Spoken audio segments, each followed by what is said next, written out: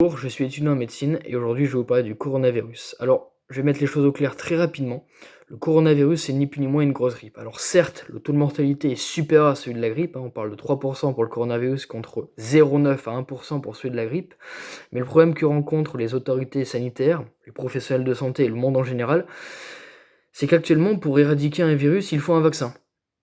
Et celui adéquat pour le coronavirus, nous ne l'avons pas. Donc l'épidémie risque effectivement de se propager sur le globe entier et le nombre de morts risque d'augmenter dans les prochains jours.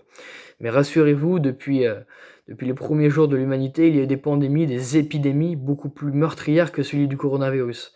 Je vais prendre l'exemple de la grippe espagnole, fléau de 14-18, qui a engendré à elle seule plus de 50 millions de morts, donc environ 5 fois plus que la Première Guerre mondiale.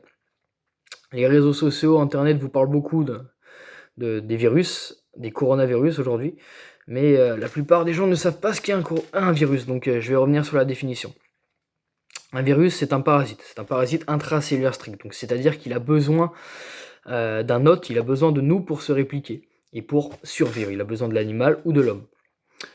Il donc réplique son génome au sein de son hôte et induit donc des mutations, des variants, dans le cadre du VIH, donc le virus responsable du sida.